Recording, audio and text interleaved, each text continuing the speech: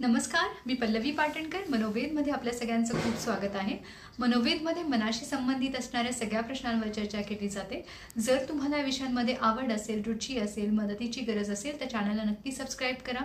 चॅनलवर रोज एक short upload केला जातो. या व्यतिरिक्त आठवड्यातून 4 व्हिडिओज येत असतात आणि प्रत्येक व्हिडिओमध्ये आपण आपल्या मनाशी संबंधित गोष्टीच बोलत असतो. मनाचं स्वास्थ्य कसं चांगलं ठेवायचं, सकारात्मक ऊर्जा कशी वाढवायची, पॉझिटिव्ह कसं राहायचं किंवा नेगेटिव्ह विचार कसे दूर करायचे, आपल्या आयुष्यातले छोटे छोटे ताणतणाव असतील किंवा मोठमोठे ताणतणाव असतील, या सगळ्यातून बाहेर पडण्यासाठी आपल्याला स्वतःला स्टेबल, स्थिर ठेवणं खूप महत्त्वाचं असतं. तर ह्या सगळ्या गोष्टी कशा करायच्या हे आपण वेगवेगळ्या विषयांच्या माध्यमातून बोलत असतो. आणि शरीर स्वस्थ असेल तर मन स्वस्थ राहील, निरोगी राहील. म्हणूनच आपल्याला आपला फोकस जास्तीत जास्त आधी मनावरती करायचा असतो.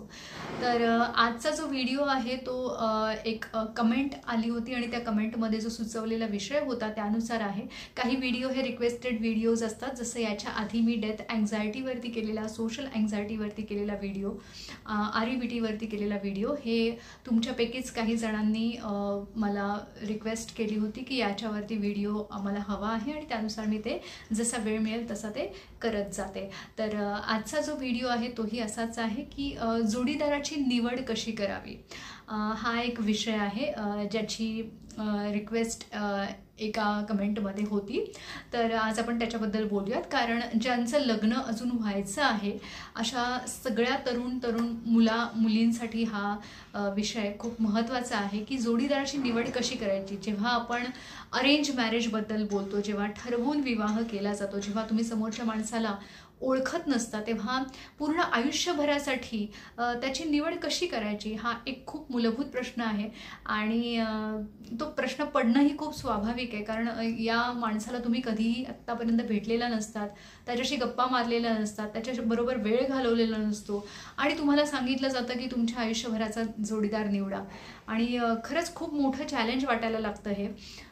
पण काही गोष्टी जर आपल्या स्पष्ट असतील, क्लिअर असतील आणि आपल्याला त्या दृष्टीने आपल्या मनाची तयारी असेल तर हा टप्पासुद्धा आपल्याला सहजपणाने पार करता येईल.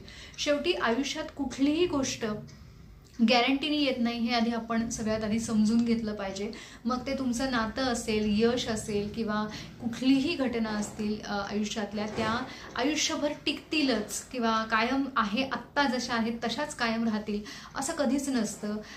परिस्थिती, माणसं हे कायम बदलत असतात. बदल हा आपल्या आयुष्याचा एक अविभाज्य भाग आहे आणि तो आपण स्वीकारायला हवा आणि त्या बदलाशी आपण ॲडॅप्ट करत करत पुढे जायला हवं. आणि हेच खरं आयुष्य आहे. त्याच्यामुळे सगळ्या गोष्टी काही प्लॅन्ड नसतात किंवा पूर्वनियोजितच असतात आणि तशाच त्या व्हायला हव्यात असं नसतं. किंवा लग्नासाठी जोडीदार निवडताना सुद्धा मी अमुक विचार केला होता आणि तसाच जोडीदार मला मिळायलाच हवा आणि तसाच तो आयुष्यभर राहायलाच हवा. मुळात हा बिलीफ आहे ना, त्याच्यावरती आधी काम करा की लग्न ठरवताना काही बेसिक निकष असणं हे गरजेचं आहे. काही गोष्टी क्लिअर असणं गरजेचं आहे. पण त्या तशाच आयुष्यभर राहतील असं समजण्याचं कारण नाही आहे किंवा त्या तशा राहिल्या नाहीत तर मग काही खरं नाही आणि मग माझी निवडच चुकली किंवा आता पुढे जाण्यात काही अर्थच नाही आहे आणि आता या लग्नालाच काही अर्थ नाही आहे, अशा टोकापर्यंत मुली जातात. त्याच्यामुळे मला सगळ्यात सुरुवातीला हेच सांगायला आवडेल की कुठलीच गोष्ट आपल्या आयुष्यात कायम गॅरंटीने येत नसते, कायम आहे तशीच राहत नसते.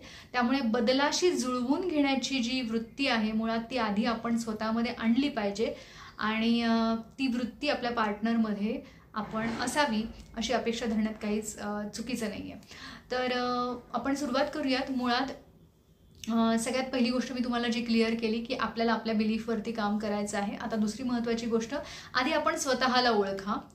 आपल्या स्वतःमध्ये कुठले कुठले चांगले गुण आहेत याची एक लिस्ट बनवा, एक यादी बनवा. म्हणजे उदाहरणार्थ, मी कष्टाळू आहे, मी कामं वेळच्या वेळी करतो किंवा करते, मला प्लॅनिंग करून गोष्टी करायला आवडतात, मी प्रामाणिक आहे, मी लोकांशी खूप प्रेमाने वागतो किंवा वागते, मला माणसांमध्ये राहायला आवडतं, मला लोकांना मदत करायला आवडते, मला आयुष्यामध्ये पुढे जाण्यासाठी माझी सतत धडपड चालू असते, मी कुठलीही गोष्ट पटकन गिवअप करत नाही, सोडून देत नाही किंवा पटकन निराश न होता त्याच्यावरती माझे प्रयत्न चालूच राहतात, मला नवीन नवीन गोष्टी शिकण्याची आवड आहे, मला फिरण्याची आवड आहे, मला स्पोर्ट्समध्ये आवड असेल, मला नाटक सिनेमा या गोष्टी जास्त आवडत असतील, किंवा नृत्य, एखादी कला ही माझ्यामध्ये चांगली आहे किंवा मला त्याच्यामध्ये इंटरेस्ट आहे आणि मला जमतं सुद्धा.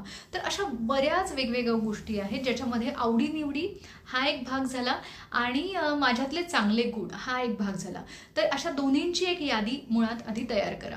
आता ही यादी तयार केल्यानंतर आपल्याला पुढची गोष्ट काय करायची आहे की आपल्याला जेव्हा जोडीदाराची निवड करायची तेव्हा आपल्याला त्या जो कोणी संभाव्य तुमचा जोडीदार असेल किंवा लग्न तुम्हाला जोडीदार निवडायचा आहे अशा गोष्टी बोलण्याच्या आधी एक पूर्व प्राथमिक तयारी आपण जी म्हणतो ती करून जाणं खूप गरजेचं आहे. म्हणजे उगाचच इकडच्या तिकडच्या गप्पा किंवा शिळोप्याच्या गप्पा मारून काही कोणी माणूस कळत नाही आपल्याला मेन गोष्टींवरती फोकस करावा लागतो. तर ही जेव्हा तुम्ही तुमच्या गुणांची यादी कराल आणि तुमच्या आवडीनिवडींची यादी कराल, आणखीन एक यादी मला वाटतं इथे महत्त्वाची असेल की तडजोडी. आयुष्यात कुठल्या तडजोडी मी करू शकते किंवा आत्ता ज्या गोष्टी मला हव्यात पण त्या नसल्या तरी थोड्याफार फरकाने मला चालू शकतात आणि कुठल्या गोष्टी मला अजिबातच चालणार नाहीत किंवा त्या तडजोडी करताना मला खूप अवघड जाईल किंवा मला असं वाटतं की ते माझ्या स्वभावात बसत नाही, अशी पण एक गोष्टी आपल्याकडे त्याची यादी असावी. मग आता या बेसवरती आपल्याला समोरच्या माणसाशी संवाद साधायचा आहे. तो संवाद साधताना इथे महत्त्वाची गोष्ट आधी आपण ही केली पाहिजे, ज्या बेसिक आपल्या ज्या गोष्टी आहेत ज्या तुमच्या कुटुंबाकडून पण बघितल्या जातात की आर्थिक सुबत्ता किती आहे, घर आणि फॅमिली कशी आहे, घरातली माणसं कशी आहेत, किंवा पुढे उत्पन्नाचं साधन अजून वाढण्याची किती शक्यता आहे का, किंवा उत्पन्न अजून कुठल्या दिशेने कशा फ्लोमध्ये जाणार आहे. या सगळ्या गोष्टी ज्या खूप सगळ्याच घरांमध्ये बघितल्या जातात त्या तर बघितल्या जातीलच. आता त्याच्या व्यतिरिक्त आपण जे म्हणतो आहोत की माणूस जाणून घ्यायचा आहे, त्याचा स्वभाव जाणून घ्यायचा आहे, त्यासाठी आपल्याला काय काय करायचं आहे. तर सगळ्यात आधी जसं मी म्हटलं तसं तुमच्या आवडीनिवडीशी जुळणाऱ्या गोष्टी तिथे तुम्हाला सापडतात का हे आधी बघा. आता सगळ्याच आवडीनिवडी दोन माणसांच्या सारख्या नसतात, त्याच्यामुळे किमान 2-3 आवडीनिवडी आपल्याला जुळत आहेत, आपल्याला असं वाटतंय की ह्या खूप महत्त्वाच्या आहेत माझ्यासाठी आणि ह्याच आवडीनिवडी माझ्या पार्टनरमध्ये असतील तर आयुष्याचा प्रवास जो आहे तो खूप छान होईल. आम्हाला निदान आठवड्यातनं एकदा दोनदा किंवा महिन्यातनं एकदा दोनदा ह्या कॉमन गोष्टी आहेत, या कॉमन इंटरेस्ट आहेत आमचे की ह्याच्यामध्ये आम्हाला आमचा वेळ घालवता येईल आणि आम्हाला दोघांनाही छान वाटेल. तर असे किमान कॉमन इंटरेस्ट 2 किंवा 3 तरी असावेत. दुसरी महत्त्वाची गोष्ट आहे की करिअरच्या बाबतीमध्ये जर तुम्ही खूप तुम्हाला पुढे काहीतरी करायचं आहे, तुम्हाला आयुष्यात पुढे जायचं आहे, तुमचे काही गोल्स ऑलरेडी ठरलेले आहेत, स्वप्न आहेत, तर त्या गोल्सशी मॅच होणारे समोरच्या माणसाची स्वप्न आहेत का, त्यालाही पुढे जाण्याची धडपड आहे की त्याला आहे तसं चाललंय तसंच ओके वाटतं आहे आणि फार काही खूप वेगळं काहीतरी ध्येय त्याचं आहे असं नाही आहे. तसं असेल, एवढी तफावत असेल तर ते मॅच होणार नाहीत त्या गोष्टी आणि तिथे तुम्हाला जुळवून घ्यायला खूप अडचणी येतील. त्याच्यामुळे जर तुम्हाला पुढे जाण्याची इच्छा आहे, तुमच्या आयुष्यात ते गोल्स आहेत, तर समोरच्या माणसाचे काही ना काहीतरी गोल्स समोर असावेत आणि ते गोल्स साध्य करण्यासाठी आत्ता सध्या त्याचे काय प्रयत्न चालू आहेत, कितपत ॲक्टिव्ह प्रयत्न चालू आहेत हे सुद्धा महत्त्वाचं आहे. म्हणजे नुसतंच मला 5 वर्षानंतर स्वतःला या ठिकाणी बघायचं आहे आणि आज प्रयत्न तर 0 आहेत, म्हणजे त्या दृष्टीने प्रयत्न काहीच नाही आहेत, तर मग ते नुसत्या हवेतल्या गप्पा झाल्या त्याला काहीच अर्थ नाही आहेत. कुठले गोल्स आहेत आणि त्या गोल्ससाठी आज ॲक्टिव्ह प्रयत्न कुठले चालू आहेत समोरच्या माणसाचे हे जाणून घेण्याचा प्रयत्न करा, ज्याच्यातून तुम्हाला समजेल की माणूस महत्त्वाकांक्षी आहे आणि तो आयुष्यात काहीतरी पुढे जाण्यासाठी प्रयत्न करतो आहे. पुढचा मुद्दा, तुम्हाला कुठे राहायचं आहे, म्हणजे न्यूक्लिअर फॅमिलीमध्ये राहायचं आहे का जॉईंट फॅमिलीमध्ये राहायचं आहे. जर जॉईंट फॅमिलीमध्ये राहायचं असेल तर घरामध्ये किती माणसं असतील आणि किती माणसं नुसती रोजच्या राहण्यातली नाही, काही जणांचे नातेवाईक खूप असतात, येणं जाणं खूप असतं. मग अशा वेळेला रोजच्या कामांमध्ये बऱ्याच नवीन गोष्टी ॲडिशनल येतात, जबाबदाऱ्या नवीन वाढतात किंवा त्या माणसांसाठी काही करणं असतं. नातेवाईक जास्त आले की मग येणं जाणं, गिफ्ट्स देणं असेल, समारंभ अटेंड करणं असेल किंवा मदत करणं असेल, अशा बऱ्याच गोष्टी असतात ज्या काही कुटुंबांमध्ये जास्त प्रमाणात असतात. तर त्याच्याबद्दल आपण माहिती करून घ्यावी, ते आपल्याला कितपत झेपणार आहे, जमणार आहे किंवा आपल्याला त्याची कितपत आत्तापर्यंत सवय आहे, ह्या गोष्टी आपण स्वतः पडताळून बघाव्यात की त्या कितपत मॅच होत आहेत. पुढची महत्त्वाची गोष्ट आहे की ज्या शहरामध्ये आत्ता तुम्ही राहताय ते शहर सोडून तुम्हाला दुसरीकडे जायचं आहे का, किंवा इतर ठिकाणी, कुठल्याही ठिकाणी, बाहेर देशामध्ये किंवा कुठल्याही ठिकाणी तुम्ही जाण्यामध्ये कितपत कम्फर्टेबल आहात. म्हणजे दोघांनी, मुलाने सुद्धा आणि मुलीने सुद्धा या दोन्ही गोष्टी पडताळून बघाव्यात. कारण येणाऱ्या भविष्यामध्ये जर तसे काही चान्सेस असतील, एखादे ठिकाण सोडून दुसऱ्या ठिकाणी जाण्याची वेळ आली, करिअरमध्ये काही वेगळी स्थित्यंतर झाली, बदल झाले आणि त्यानिमित्ताने जाण्याची वेळ आली, तर तुम्ही त्याच्यासाठी कितपत तयार आहात मानसिकदृष्ट्या आणि सगळ्याच अर्थाने. तुमच्या करिअरमध्ये तुम्हाला काही समोरच्या माणसासाठी ॲडजस्टमेंट त्यावेळेला करावी लागेल. ज्या ठिकाणी कामाच्या वेळा आहेत त्याच्यामध्ये काही बदल करावा लागेल किंवा ज्या काही म्हणजे गोष्टींची ॲडजस्टमेंट करावी लागेल एका ठिकाणाहून दुसऱ्या ठिकाणी जाण्यासाठी, तर त्याची कितपत मानसिक तयारी, कितपत विचार तुम्ही करून ठेवलेला आहे हे तुमच्या त्या होणाऱ्या जोडीदाराबरोबर किंवा जोडीदार निवड करताना त्या व्यक्तीशी तुम्हाला हे बोलणं खूप महत्त्वाचं आहे. पुढचा महत्त्वाचा मुद्दा आहे आरोग्य. समोरच्या माणसाचं आरोग्य कितपत चांगलं आहे, वारंवार सतत काही एखादा त्रास होतोय का, किंवा HIV ची चाचणी करून घेण्यात कुठलीही लाज आणि कुठलाही संकोच नसावा. कारण हे खूप महत्त्वाचं आहे. ह्या सगळ्या गोष्टींवरतीच पुढचं आयुष्य चालणार आहे.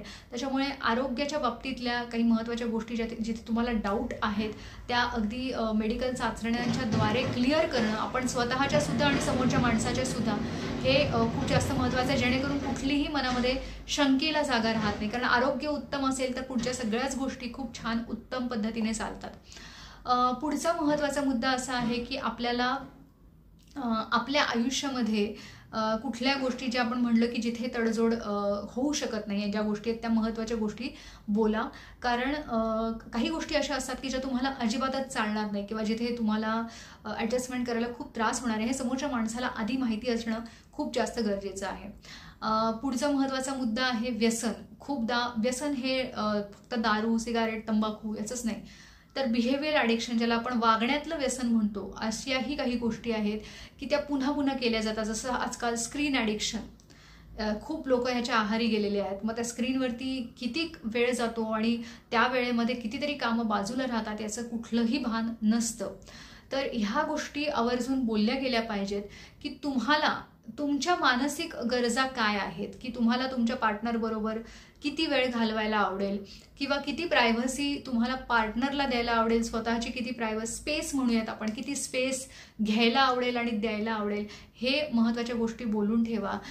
कारण बऱ्याचदा असं होतं की मॅरिटल लाईफमध्ये याच गोष्टींमुळे कॉन्फ्लिक्ट सुरू होतात की वेळ पुरेसा दिला जात नाही. समोरच्या माणसाला कळत नाही की अरे पार्टनरला नक्की माझा किती वेळ हवा आहे किंवा काय हवं आहे, मानसिक गरजा काय आहेत हेच समजत नाही. त्याच्यामुळे आपल्याला आपल्या पार्टनरबरोबर किती आणि कसा वेळ घालवायला आवडेल ह्या गोष्टी पार्टनरबरोबर बोलणं खूप जास्त महत्त्वाचं आहे. पुढचा महत्त्वाचा मुद्दा असा आहे की कामाचं स्वरूप. तुम्ही ज्याच्याशी लग्न करणार आहात त्याचा जॉब किंवा बिझनेस जे काही असेल त्याच्या कामाचं स्वरूप काय हे समजून घ्या. त्या कामासाठी त्याला किती गोष्टी ची तयारी करावी लागते, म्हणजे किती वेळ त्याच्यासाठी त्याला द्यावा लागतो, त्याच्या जबाबदाऱ्या कशा आहेत, इमर्जन्सी सर्व्हिस आहे का, किंवा अचानक कुठल्या कामं उद्भवू शकतात, त्याच्यासाठी अचानक त्याला किती वेळ द्यावा लागू शकतो, त्याच्यासाठी त्याला 4 दिवसांसाठी, 8 दिवसांसाठी किंवा काही दिवसांसाठी बाहेर जावं लागू शकतं का, किंवा इतर कुठल्याही गोष्टी ज्या कामाच्या निमित्ताने त्याला काही वेगळ्या कराव्या लागत आहेत का, की ज्या करत असताना तुम्हाला तुमचा एक वेगळा वेळ द्यावा लागेल. कारण जेव्हा ती व्यक्ती घरात नसेल किंवा ती व्यक्ती तो वेळ देऊ शकणार नाही, त्या वेळेमध्ये ती उरलेली कामं ही तुमच्याकडे येणार एक पार्टनर म्हणून. त्याच्यामुळे त्या जबाबदाऱ्या स्वीकारण्याची, पेलण्याची मानसिक तयारी ही आधीपासून असणं खूप गरजेचं आहे. त्यामुळे त्या गोष्टी, कामाचं स्वरूप समजून घ्या पार्टनरचं आणि त्याच्यासाठी त्याला किती वेळ, किती जबाबदाऱ्या त्याला द्याव्या लागणार आहेत हे समजून घ्या. आर्थिक जबाबदाऱ्यांबद्दल जर आपण बोलायचं झालं, खूप महत्त्वाचा मुद्दा आहे हा, की तुमचा पार्टनर, होणाऱ्या पार्टनरला त्याचा जो पैशाचं नियोजन आहे ते कसं आणि कुठल्या कारणासाठी करायचं आहे, म्हणजे त्याचे भविष्याचे प्लॅन्स काय आहेत, त्याच्या पॉलिसीज, हेल्थ पॉलिसीज असतील, इन्शुरन्स असतील, याच्या बाबतीत माहिती करून घ्या. याच्या व्यतिरिक्त त्याला घरासाठी, कुटुंबासाठी काय काय आत्ता सध्या काय काय जबाबदाऱ्या आहेत, महत्त्वाच्या जबाबदाऱ्या आहेत आणि येणाऱ्या भविष्यामध्ये काय काय संभाव्य जबाबदाऱ्या असू शकतात, म्हणजे काही असू शकतं त्याच्यामध्ये. घरात येणारी, आगामी काळामध्ये येणारी लग्न असू शकतात किंवा आजारपणं असू शकतात किंवा इतर काही कर्ज वगैरे जी आधीपासून चालत आलेली आहेत किंवा घरामधले थोडंसं काही प्रॉब्लेम्स चालू आहेत, आर्थिक समस्या चालू आहेत आणि त्याच्यासाठी काही आर्थिक दृष्ट्यांनी मदत त्याला करणं गरजेचं आहे त्याच्या माणसांसाठी, तर ह्याची कल्पना असणं किंवा ती माहिती करून घेणं. खूपदा असं होतं की अरे तुम्हाला विचारलंच नाही, मग मी कसं सांगणार, किंवा माझ्या लक्षातच आलं नाही, मग मला माहितीच नव्हतं, हे तुला सांगणं गरजेचं आहे, असं होतं. तर त्याच्यामुळे ते सुद्धा आपण त्याच्या बाबतीतल्या ज्या जबाबदाऱ्या आहेत त्याची माहिती करून घेणं, किंवा जर अचानक आता कुठली गोष्ट प्लॅन नाही आहे पण अचानक समजा कोणाकडून जवळच्या नातेवाईकांकडून पैशाच्या मागणीबद्दल जर काही आलं, तर त्याच्या बाबतीत काय भूमिका आहे समोरच्या माणसाची, पार्टनरची, तो कितपत या गोष्टींसाठी तयार आहे ह्याचीही माहिती करून घ्या. कारण पैसा ही एक गोष्ट अशी आहे ना की जो माणसाला जवळ पण आणतो आणि माणसाला दूर पण करतो. त्याच्यामुळे त्याच्या बाबतीत खूप स्पष्टपणा असणं गरजेचं आहे. इव्हन नवरा बायको जरी असले तरी त्यांनी आपापली जी काही मिळकत असेल, दोघंही कमवत असतील, तर दोघांनी आपापल्या पैशाचं नियोजन कसं करावं, मला वाटतं हेही खूप महत्त्वाचा विषय आहे. ह्याच्याबद्दलही प्राथमिक बोलणी असणं खूप गरजेचं आहे की कोणी आपापल्या पैशाचं कसं नियोजन करणार आहे, कुठल्या कुठल्या कारणासाठी वापरणार आहे, घरामधल्या जबाबदाऱ्या आहेत त्याच्यासाठी कोण किती खर्च करणार आहे. आता सगळ्याच गोष्टी मी म्हटलं तशा प्लॅन्ड नसतात, अचानक खूप गोष्टी बदलतात, पण तरीसुद्धा काही गोष्टी ज्या आहेत त्या थोड्या आपल्या प्लॅन्ड असलेल्या खूप चांगल्या असतात, मानसिक तयारी असते त्याच्यासाठी आपली. त्याच्यामुळे मला वाटतं हा सुद्धा खूप महत्त्वाचा मुद्दा आहे की कोणी कुठे किती खर्च करावा, त्याच्या बाबतीमध्ये असणारं स्वातंत्र्य किंवा कुठलाही निर्णय घेण्याबद्दलचं असणारं स्वातंत्र्य आहे का, मिळू शकतं का, हा मुद्दा बोलण्यामध्ये असणं गरजेचं आहे.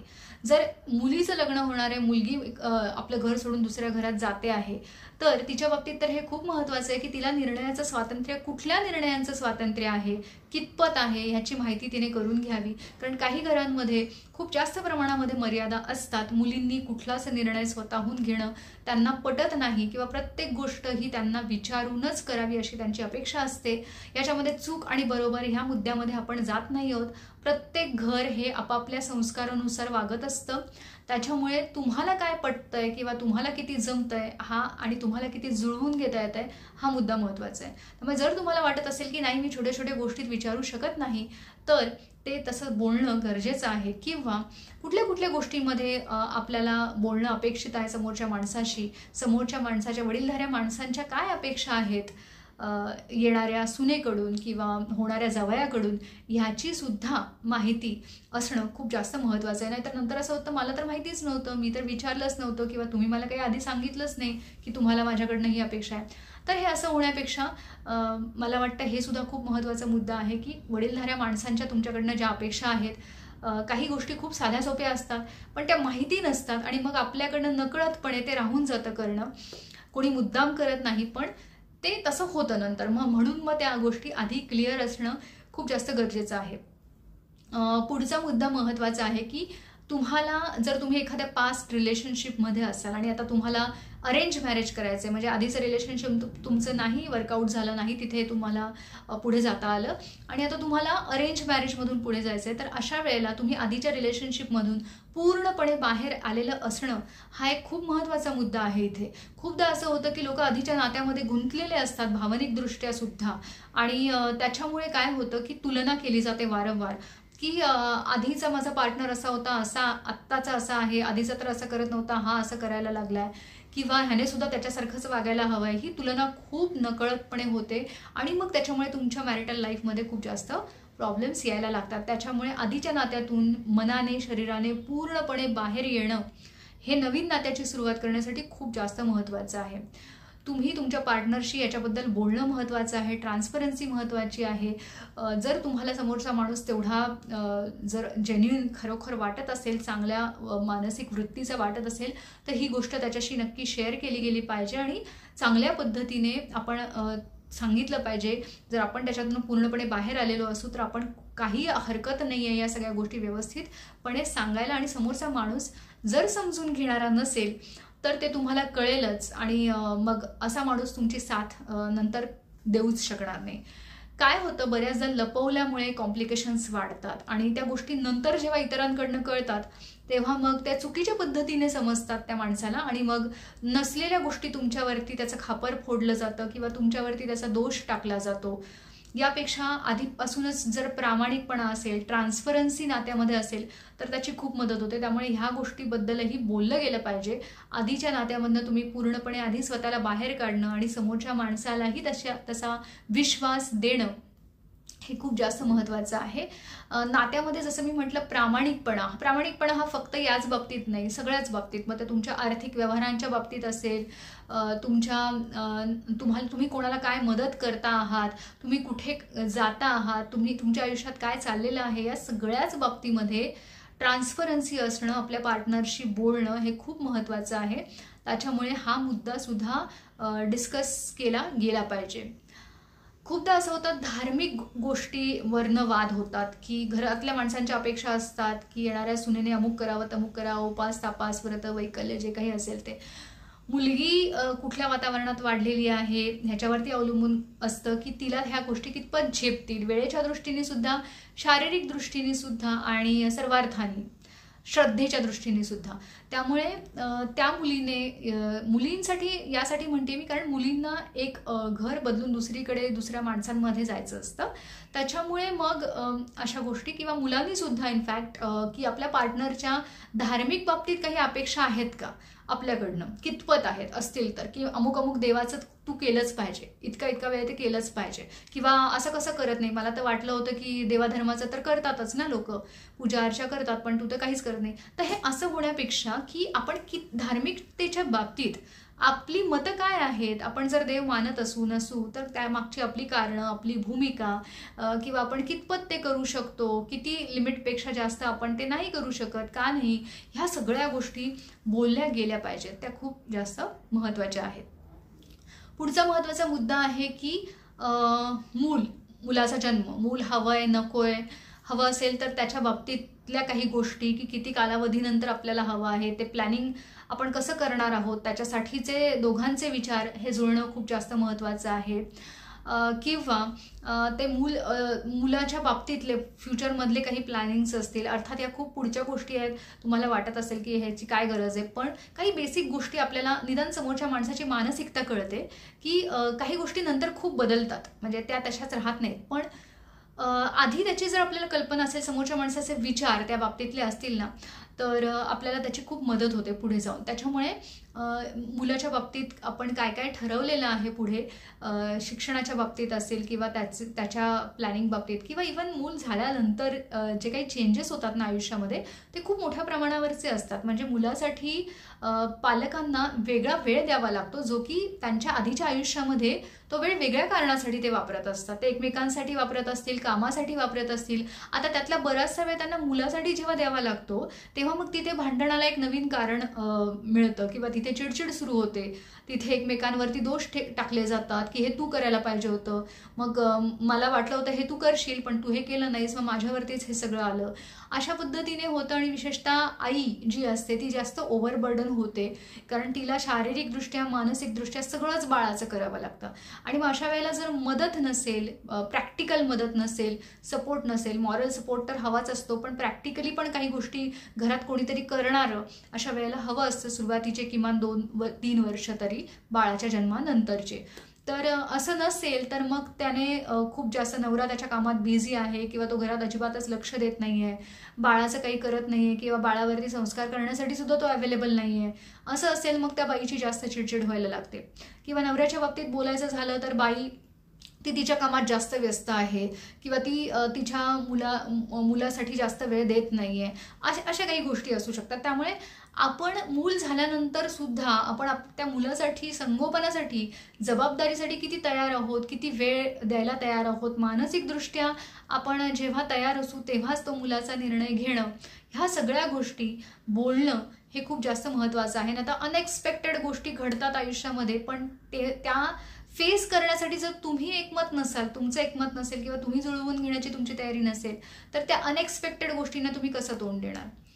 तर आत्ता आपण खूप मेन बेसिक गोष्टी बोललो, म्हणजे त्याच्यामध्ये तुमचं करिअर आलं, आर्थिक स्थिती आली, धार्मिक दृष्टिकोनातून आलं, मूल होण्याच्या बाबतीतल्या गोष्टी आल्या, तुमच्या आवडीनिवडी आल्या, तुमच्या कुठे कुठे तुम्ही तडजोडी करू शकत नाही ह्या गोष्टी आल्या, व्यसनाच्या बाबतीमधलं गोष्टी आल्या की व्यसन तुम्हाला चालतंय नाही चालतंय, कारण व्यसनामुळे खूप जास्त प्रॉब्लेम्स निर्माण होतात नंतर आयुष्यामध्ये.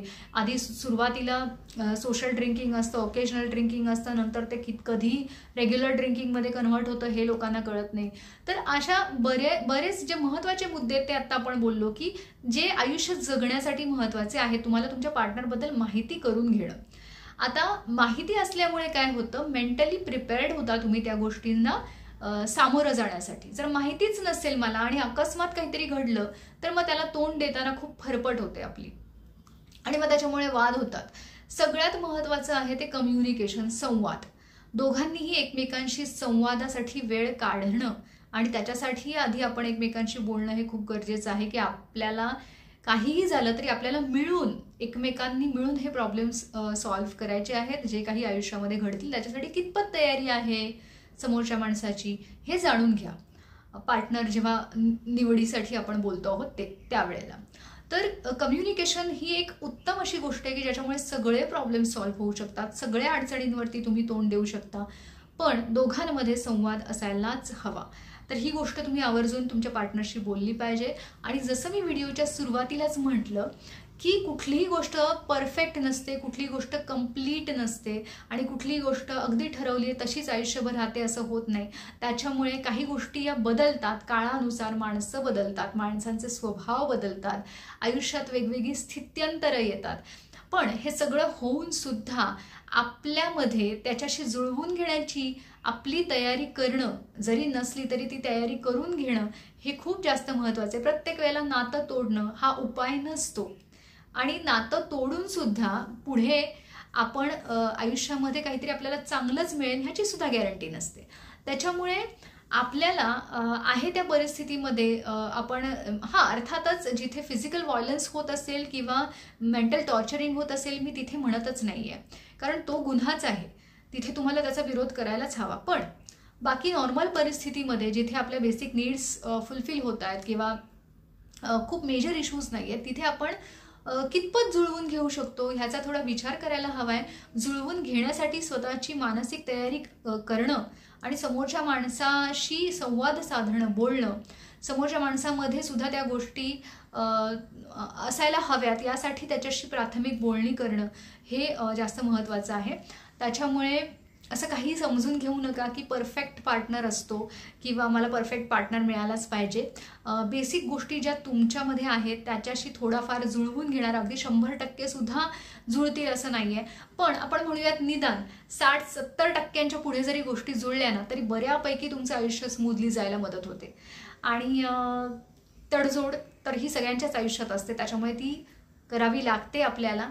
पण काही बेसिक गोष्टी ज्या आपल्याला माहिती असायला हव्यात आपल्या पार्टनरशी बोलण्यासाठी याच्याबद्दल आज आपण बोललो. आपल्याला फक्त पार्टनर निवड ही महत्त्वाची नाही आहे, आपल्याला आपल्या लग्नासाठी स्वतःला तयार करणं, येणाऱ्या संभाव्य जबाबदाऱ्यांसाठी स्वतःला तयार करणं, पार्टनरशी जुळवून घेण्यासाठी स्वतःला तयार करणं ही सुद्धा आपली एक मोठी जबाबदारी आहे आणि त्याचाही आपण विचार करायला हवा, केवळ पार्टनर निवड करणं नाही.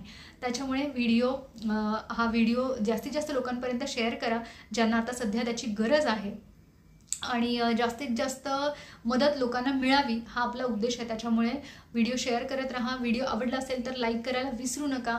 वेगवेगळ्या व्हिडिओजसाठी चॅनलला सबस्क्राईब करा. धन्यवाद.